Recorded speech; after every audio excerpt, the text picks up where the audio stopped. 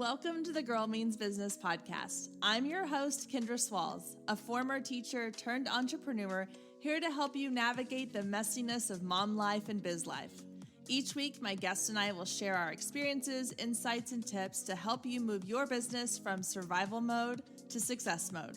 So grab your favorite drink and let's dive in, because this girl means business. Hey there, and welcome to episode 170 of the Girl Means Business podcast. Unless you've been living under a rock, or maybe you're brand new to this podcast, you know how much I love email marketing.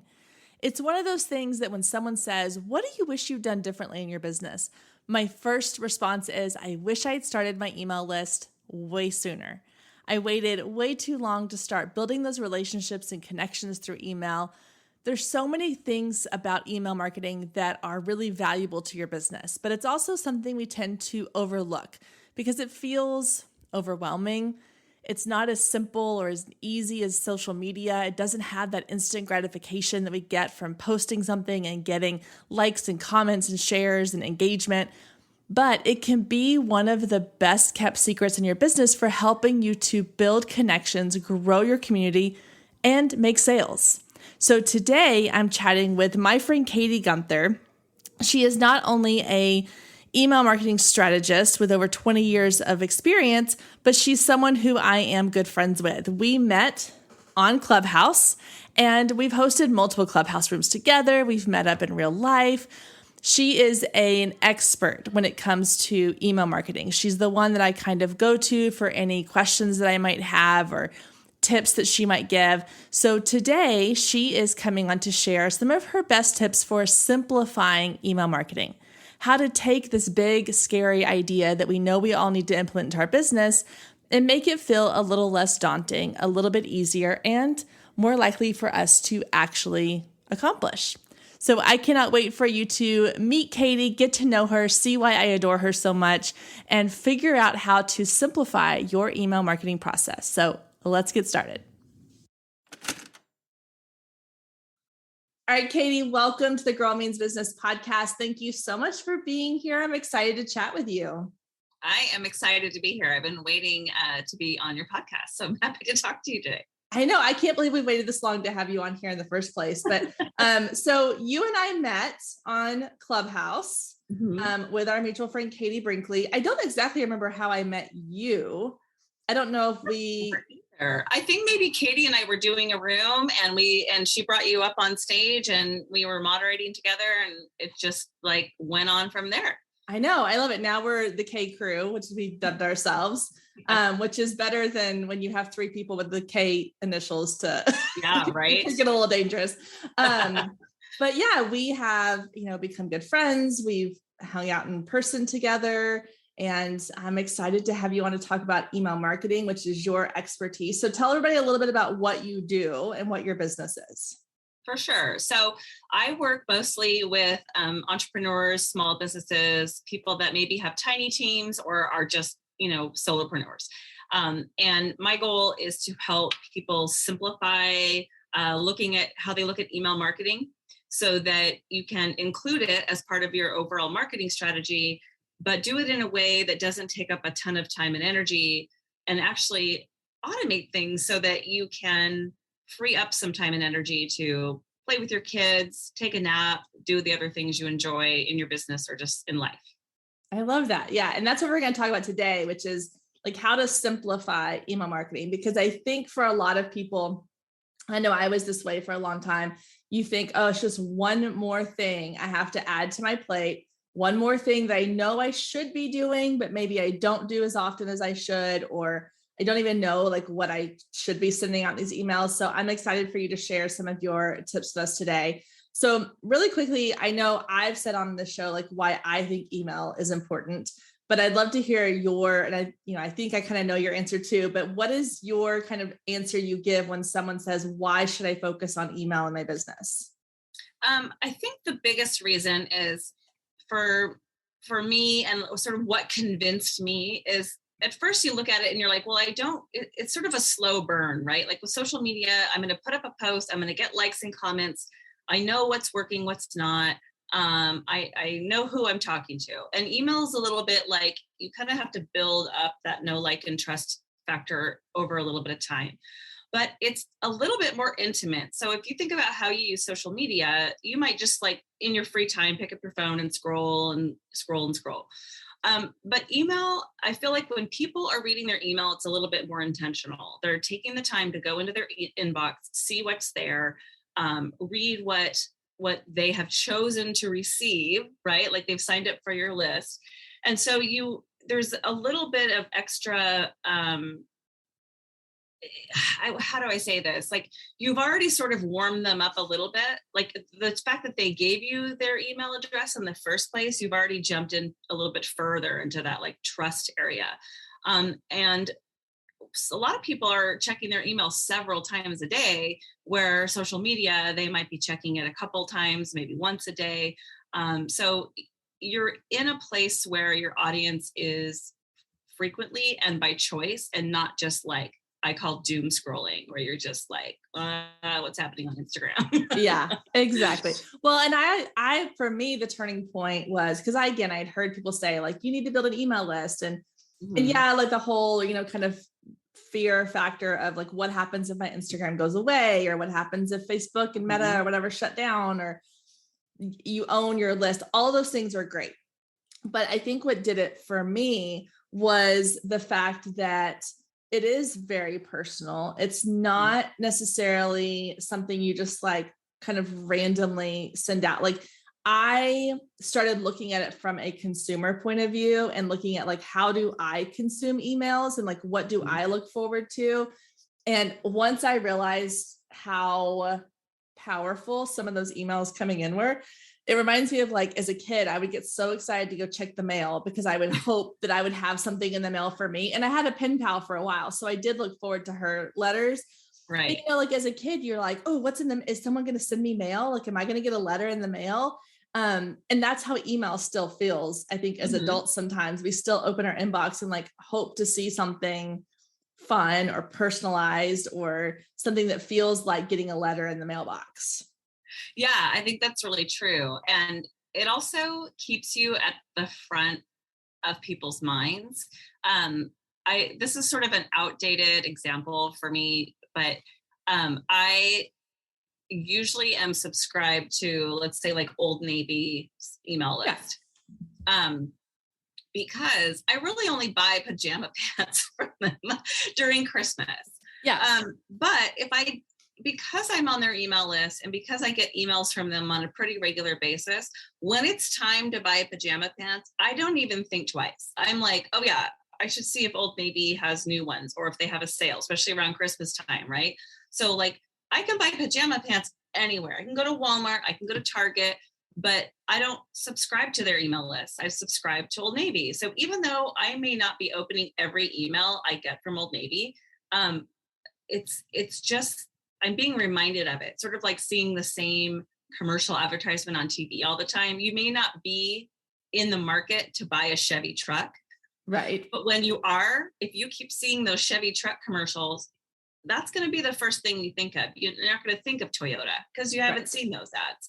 So I think that's the other thing too, is staying in that the same hemisphere as your audience, and so they don't forget about you. Yeah. So, okay, I think let's talk about, we know we need to be sending out these emails because that's how you stay front of mind. That's how you stay kind of, like you said, like in their realm and in their subconscious. But it has to be more than just seeing your name pop up on an email. We want them to actually open the emails and read them. So one of the things I think a lot of people struggle with is it feels overwhelming to think, okay, what do I say? And I hear that all the time. What do I even say? Like, I have no clue what to say. And so I know that you have some really great tips. And I think the whole purpose of this episode is to simplify our email marketing. So let's even make it a little bit broader as opposed to just what do I say in those emails, but what are some ways that we can simplify the idea of sending out emails to our list? Because it's one thing to create a lead magnet, get a list, build it up, but then there's all these people sitting there on your list. And if you just kind of abandon them, Right. it's not good. It's not helping you grow your business. So what are some ways we can kind of simplify this process so that it isn't just one more thing on our to-do list? Right. And I think one thing that we've talked about in the past, so your audience is probably familiar with it, is like the content pillars or content buckets, right? Yes. So it's like having those things that you are totally comfortable talking about, like you like talking about it. So if you have 3 content buckets that you're constantly pulling from, and let's say one of them is, I don't know, pets, that like if you don't know what to write, go to your content buckets and be like, okay, I'm not really feeling that, I'm not really feeling that. Okay, pet sounds good. I can tell a story about taking my dog to the dog park. It doesn't have to always be super honed in on what you sell or what you offer. It can be more personal, like your social media is. So if you're posting on Instagram, you're doing your posts, your reels, your stories, whatever. And some of those are going to be about the product you're selling, the service that you're offering. But sometimes it's going to be like, oh my God, we had the craziest, busiest weekend. That kind of content is totally okay to put in your email. Again, it builds that know, like, and trust. So thinking outside the box a little bit and not being afraid to get too, not too personal, but too casual or too simple. Like, you could totally send an email to your audience saying, I took my dog to the dog park and this funny thing happened. Here's a picture. I wouldn't recommend that all the time, but just saying, like, if you don't know what to write, don't overthink it. Just get something out. Because the biggest thing is, like you said, they've signed up for your lead magnet. They're on your list. Now they're just sitting there. That is like the worst thing you can do. You're basically abandoning people who want to hear from you. And so consistency, like sending them on a regular basis, is more important sometimes than what is actually in the email, because you don't want to lose them. So well, and I've done an example I've done one time is I was like, okay, I wasn't really like in a writing headspace. I was like, I don't want to write this whole long email. So I was like, I literally just sent an email one week that was like, hey, how's your week going? Is there anything I can help you with this week? Send. And I always include like at the very bottom, like my podcast episode for that week, but it's more of just kind of like, oh, by the way, don't forget to check out this week's episode. But that one email is like, took me 2 seconds to write, schedule, send. And I had a ton of people engage with that because they were like, oh, this is an actual conversation. Like, she wants to hear back from me. This isn't her just talking at me. This is like, hey, I was like, hit reply and let me know how your week's going. And if there's any questions I can answer for you or something, or how can I help you this week? And it's something that simple, I think, can even set, or like the dog park story. That's what takes you from another like Old Navy sales email to like the friend that emails you and that you can't wait to read their message because you want to see what it's going to say this time. Right. And I think that we often forget that, or maybe we don't know that your email list is part of your community. And so it's so smart to send those emails, Kendra, because like asking people what they think, or having a call to action in your email that's like, hey, send me a picture of your pets. Like I shared you a picture of my dog. Do you guys have pets you want to share with me? You will be surprised that people reply and offer like whatever they feel like sharing. And even if they don't, they feel like you're a human being who actually cares about their life. You're not just, your subscriber isn't just someone that you're selling to. I've had the same thing where I'm like, these are the books on my nightstand right now. And I'm looking for another, mindset or habit book. Like, what do you recommend? And I have people who reply all the time and say, oh, I'm reading this book, or I tried this one, or I love that one too. Because it also connects you with your audience. And then they see that you're just a human being too. And then they end up looking forward to your emails more. So keeping it really, really simple. Another idea, and this is like where I started with email marketing, once I was convinced I needed it, but I wasn't sure what I was going to do. I was already doing social media on a regular basis. And so what I started doing is just doing I think it was weekly or biweekly, in case you missed it, weekend wrap up. And so I would take like my Instagram post, my Facebook post, and maybe if I went live or something, and I would just throw those into the email, literally copy and paste. That's all I did.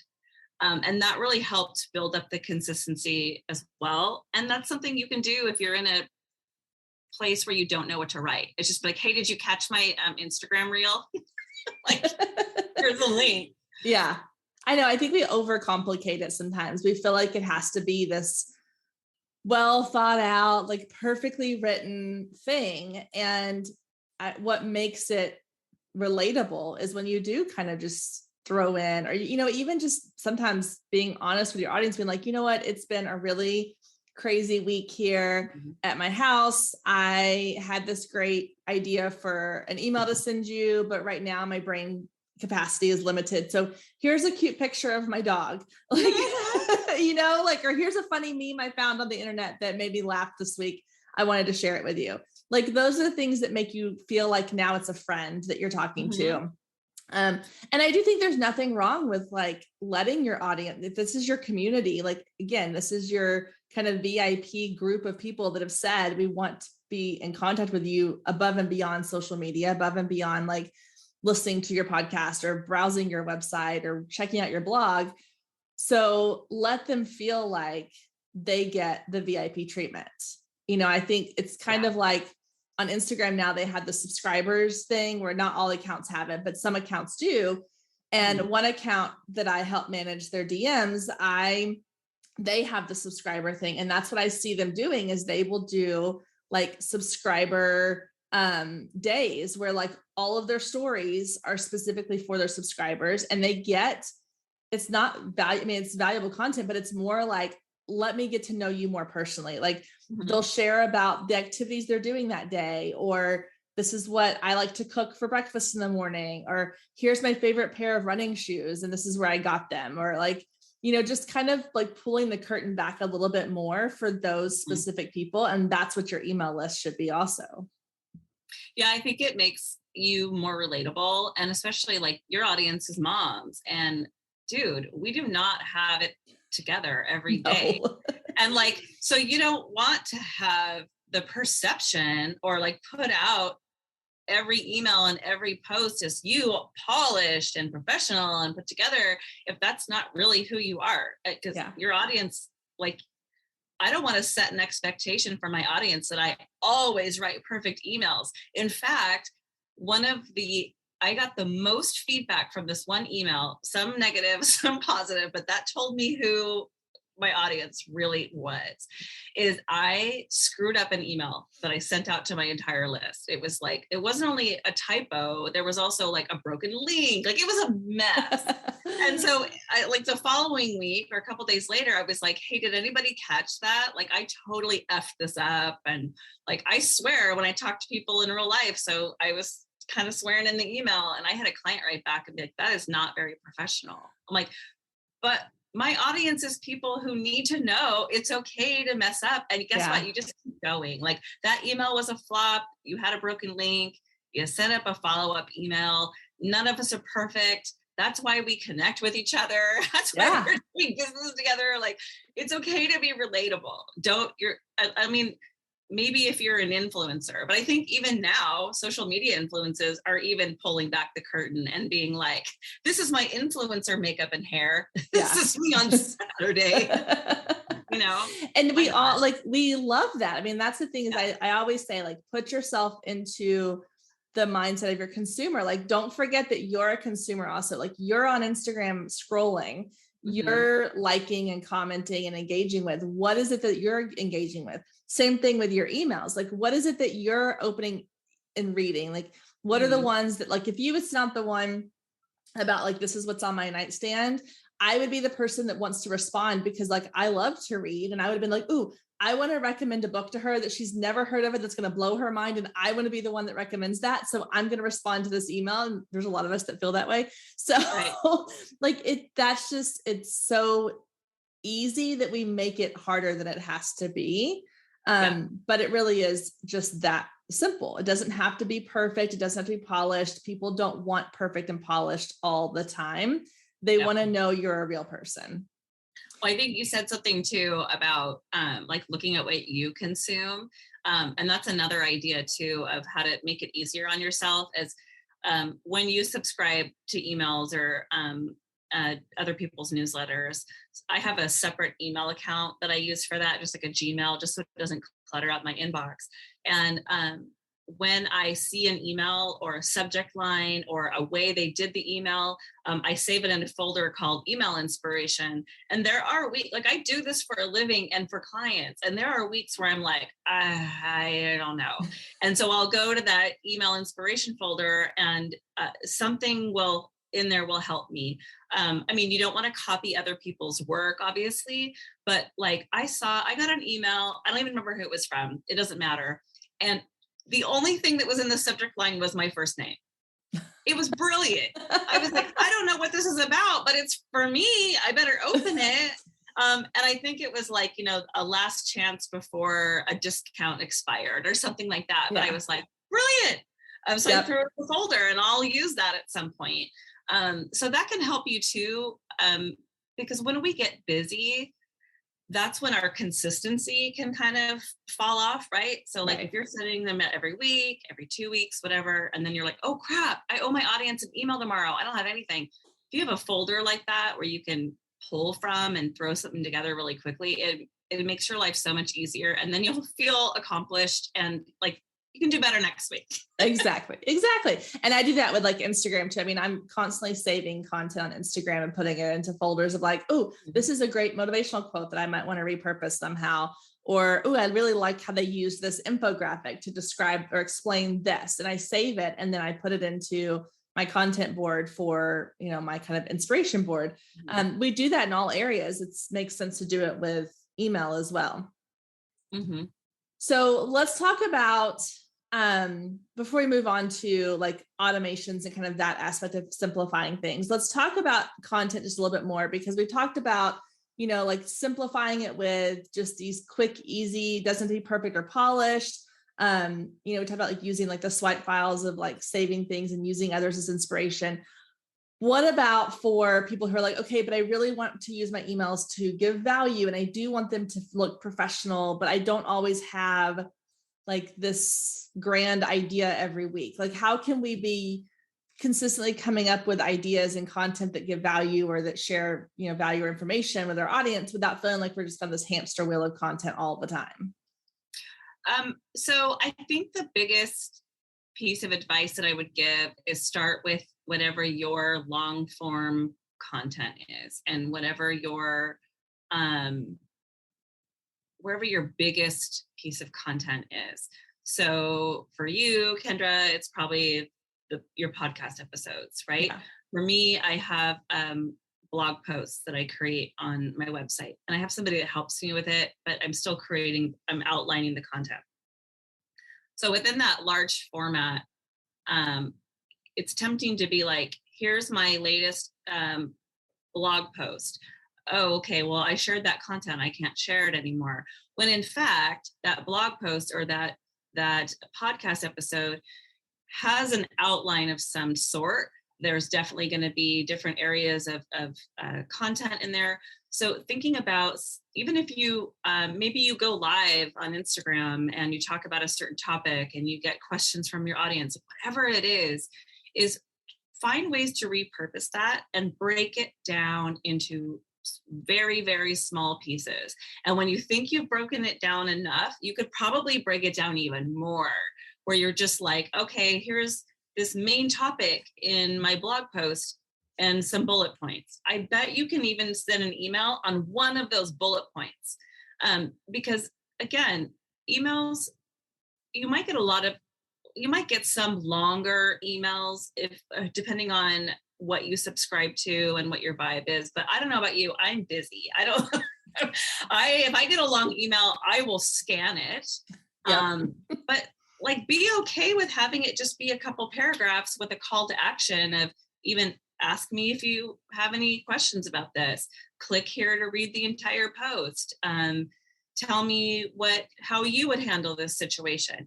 But really, if you look at my website, I probably have a total of like maybe 20 blog posts, and I'm totally guessing.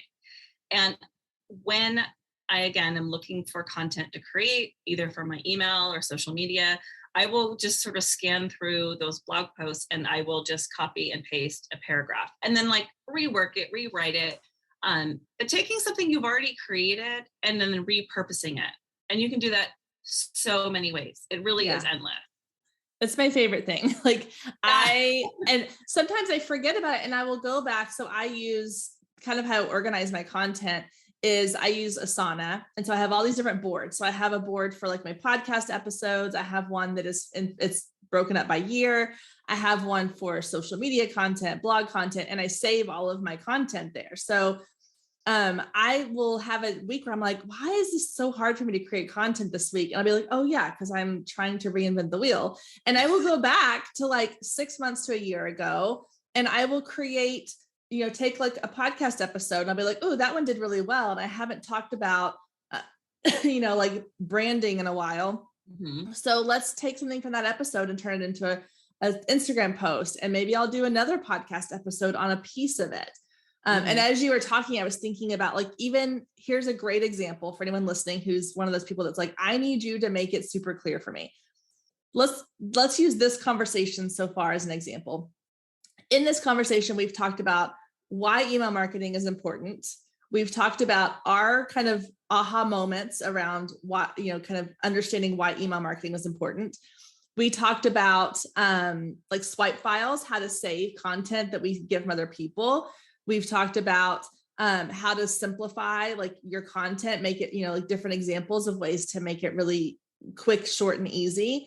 And then now we talked about repurposing content. Like right there, I lost count of like how I stopped counting on my fingers, but like that's five or six different pieces of this conversation that could be turned into an Instagram post, a blog post, another podcast interview, a YouTube video, whatever it is that you're creating. And so I think sometimes we think of it as like, okay, well, it's this big conversation around email marketing, but really we've covered kind of 5 or 6 mini topics that could be its own thing in an email or an Instagram post or vice versa. Yeah. And I think the other thing too, is when you talked about like, oh, this podcast went really well, I haven't talked about that in a while, is that your audience is changing over the course of time. So you're going to have people unsubscribe and new subscribers added. Plus, we don't remember every email we get. We don't remember we don't remember. I don't remember yesterday very well. So. I know. So there are times where I'm like, oh, like when I went on vacation, I still wanted my audience to get emails. I went back a year and looked at the emails that did really well. And I didn't recycle them completely, but I pretty much did. I mean, I just put them into a new email and maybe like changed a few things. But I basically recycled it, and it had an even better open rate than it did the first time, because that audience probably hadn't seen it before, maybe didn't open it the first time. And if they did, they don't remember. It might seem familiar, but really I'm just educating them again on the same information like a year later or 6 months later. So yeah. And I think we all would like to believe that our audience is like memorizing everything we do and every word we say. But honestly, if this doesn't sound kind of funny, but if I were to resend an email, let's even just say like verbatim that I sent a year ago, because it was, I don't know, maybe it was around 4th of July and I sent like a fun 4th of July email and I'm like, oh, I'll just send it again. If someone remembers that email and knows like enough to respond to me and be like, Kendra, you've already sent this email. I'd be like, okay, I think you're stalking me and I'm a little bit worried now. Like, I think we all hope that our audience thinks of us that way. But at the same time, we're like, no, these are all people with their own lives going on. Yeah. They may not have been here a year ago. If they were, that's amazing, but they're probably not going to remember that email. And again, if they do, maybe look into a restraining order, just a thought. Just a thought. Either that, or they're like your biggest fan, or they're your assistant or something. Yeah. Or your mom, or right. Be like, Mom, I got it. No one's as close to our content as ourselves and maybe our moms. Yes. But even then, they probably don't really know what we do. So no. Yeah, definitely not. Definitely not. Yeah. So I think the repurposing thing is so key. And again, it's just a really simple way to take some of the stress off of creating content across any platform, but especially with your emails. And I always say too, like save, because this is another thing I get from people. They're like, well, I sent it, but I've switched like email people, or I didn't save it. So what I like to do is when I create my emails, I create them inside of like, I use Flowdesk. So I put them into a folder.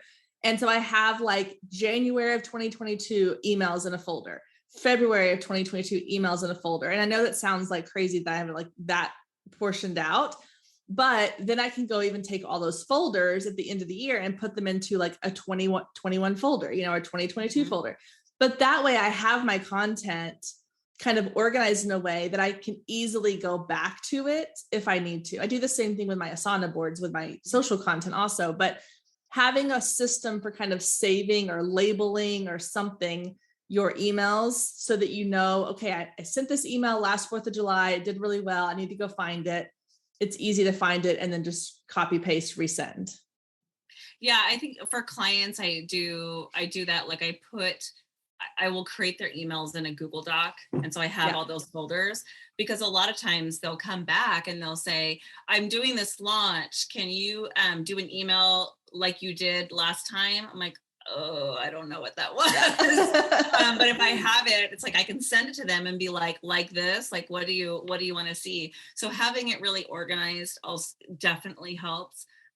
Another thing I was going to say, as far as repurposing, is if you have an audience where you're providing something that's seasonal, or something that you can send out every year or every 6 months, is like put it on your calendar to like resend that in a certain amount of time. So I do like a spring cleaning, like a taking care of your email list kind of reminder. So I send it every 6 months. There's a PDF they print out, and it's basically like, have you backed up your subscriber list? Have you done this? Do you need to update your template, your copyright date? And so I know that like out of the entire year, there are 2 emails I never have to write again. Yeah. And then they know, and I'll say like, I'm going to be sending this to you again in 6 months. And so do you schedule those in advance, or do you just kind of remind yourself when they come up?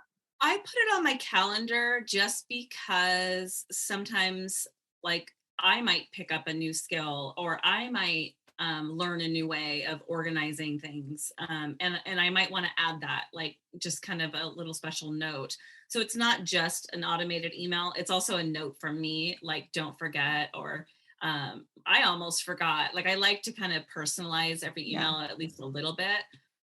Plus I change my template or my signature, or stuff like that every once in a while. So I usually don't schedule emails that far in advance, just because I like to do things spontaneously. So yeah.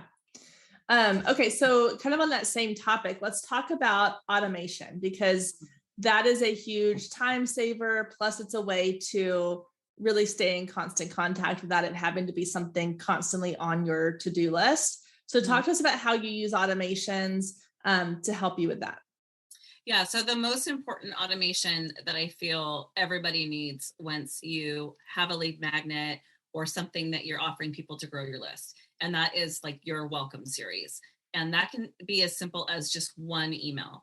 But the key is that when somebody fills out your form to get your lead magnet, or to whatever it is you're offering, a coupon or just joining your list, they are so interested in what you're offering, who you are. They want to learn more about you in that moment. You don't want to miss that moment.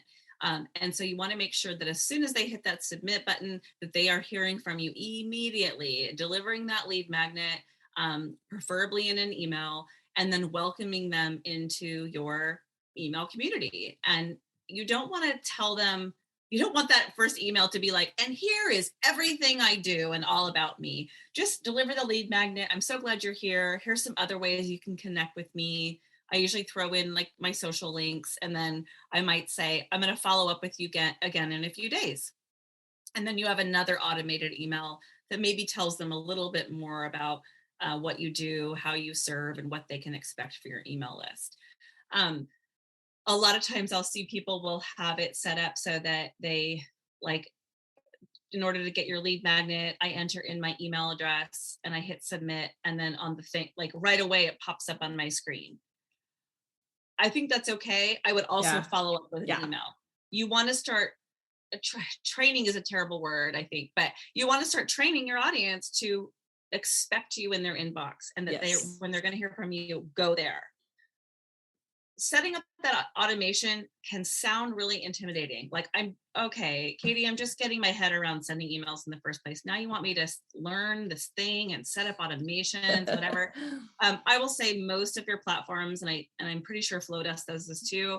There's probably a template already that exists in your platform that has that welcome series kind of put together for you. You just have to go in and make some tweaks. But if you don't have an automated something, reaching out to your list right away, you are leaving money on the table. So that's the biggest thing.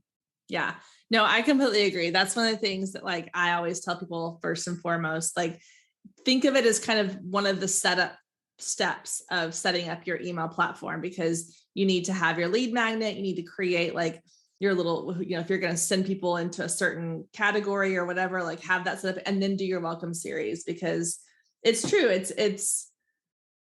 I think it's a fine balance between, because again, as a consumer, I have signed up for someone's lead magnet. They've done exactly what you said, where like it pops up right away. It's like, okay, you signed up for this PDF. Here's your PDF. And then whatever, I get busy, I get distracted, I click away and I never see that PDF again because I don't know where it went. It's not on my screen anymore and it wasn't emailed to me. And so it's kind of frustrating because I'm like, well, I would like to have had the opportunity to like save that email or whatever.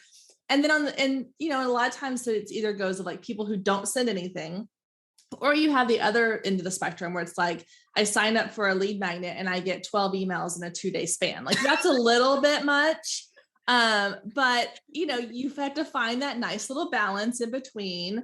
But I do think there's, like you mentioned, kind of the training thing of like, I think if there is something to be said about like, if you let them know, like, hey, you're going to be receiving an email from me, make sure you check your spam folder in case you don't see it. And then saying like, you'll be receiving emails from me weekly or twice a week or once a month or whatever. Like it's okay to let them know and then have it, kind of done out. Is there anything else you automate besides that welcome series? I have a lot of things that I have set up to automate, and I'm constantly adding to it.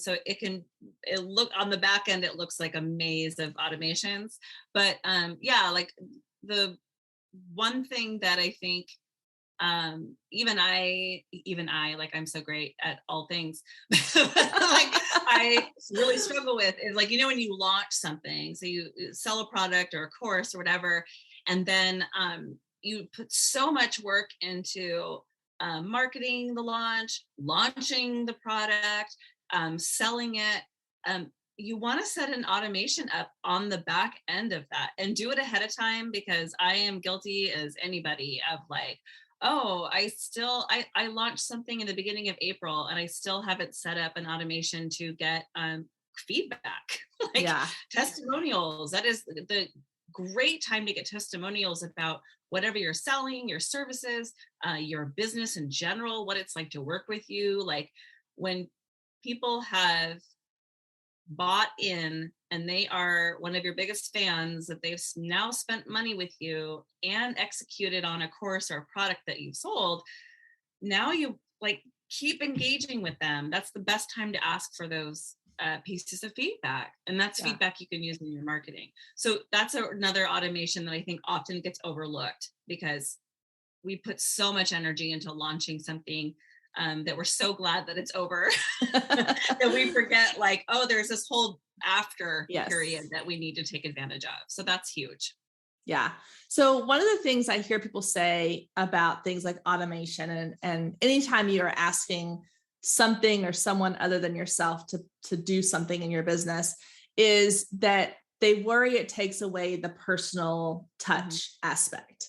And I see this a lot with like things like, okay, let's say it's more of like an inquiry type based thing, but I think in email marketing too, people have this fear that, okay, well, if I automate this welcome sequence or I automate this sales sequence, that it's going to feel really impersonal.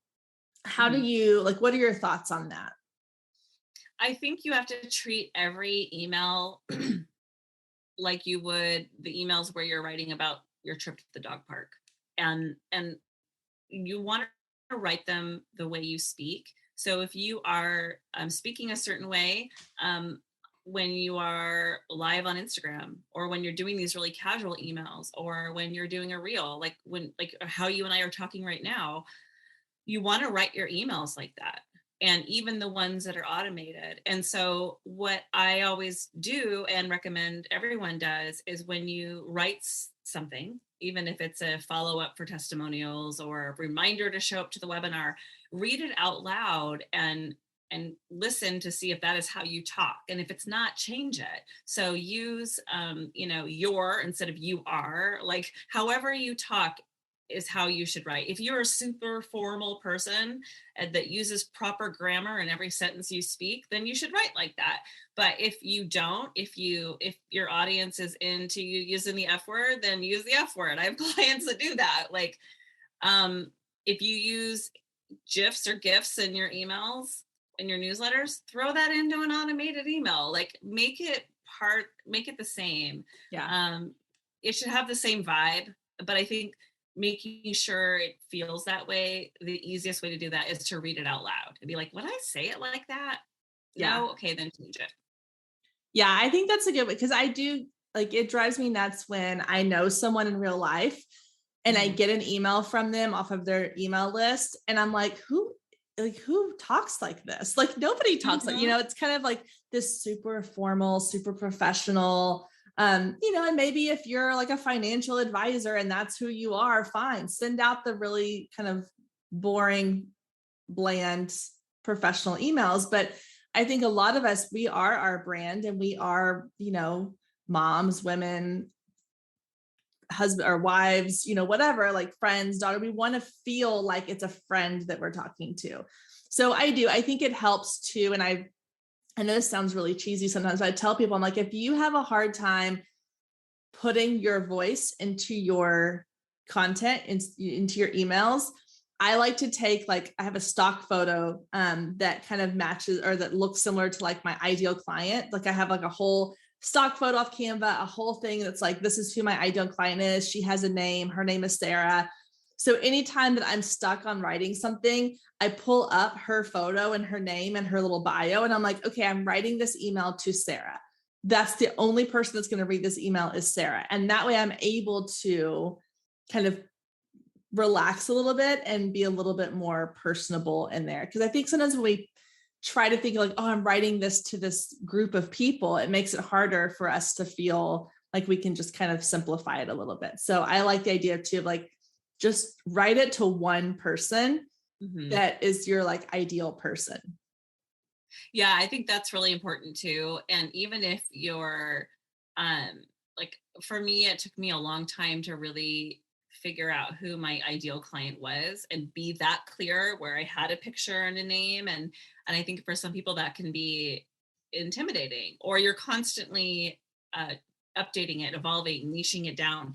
And I think that even if you can just pick your favorite person that you've worked with, or your favorite client, you can write in your mind to that person. Because truly, grammar wise, you want to be writing to one person. You don't want to when you're writing your email, be like, hey y'all. No, you're writing to one single person, because only like one person at a time is reading it. Yes. So make sure you're talking. That's a really good point. Make sure you're talking to one person for sure. Yeah. Well, Katie, thank you so much for all of this. This has been super helpful. I think it's helped a lot of people. And I know, like, even me, like, I know these things, but just hearing them sometimes again, like you said, like, we need to be reminded of things, but it's a good reminder that we don't need to overcomplicate this, that there are ways to make email easy and fun for our business. So I appreciate you being here and sharing with us. Let everybody know where they can find you, how they can get in touch with you. If you have anything you want to offer to them, you can share that as well. Yeah, you bet. So my website is bellablue.com with one L, so BELABLUE. And I'm on Instagram as Email Katie.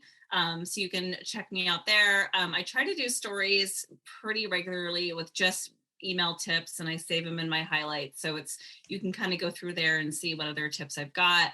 And then I think right now I always have a freebie on my Instagram. Right now it's the free lead magnet guide. And then I also have a list of email ideas that you can send your list. So it's a list of 15 engaging content ideas not related to selling. So these are the newsletters that you're going to be sending out when you're not selling, the value add, the education, empowerment, and entertainment kind of emails. So definitely check those out, and you'll have 15 ideas to go to when you don't know what to write. That's perfect. Awesome. Well, thank you again so much for being here and for sharing all your expertise with us. We really appreciate it. Yeah, you bet. Thanks for having me. Thank you so much for joining us today. I hope you enjoyed the conversation as much as I did. And as always, you can find any links or resources mentioned in today's show down in the show notes. And if we're not friends outside the podcast yet, then what are you waiting for? Come find me on Instagram at Girl Means Business and send me a DM letting me know what you thought of today's episode or any of the past episodes you've listened to. You can also take a screenshot of today's episode and post it to your stories, tagging at Girl Means Business, and I'll give you a shout out on my page. I love connecting with you and hearing all about your business and can't wait to get to know you more. I hope you have a wonderful week, and I will meet you back here next week, same time, same place.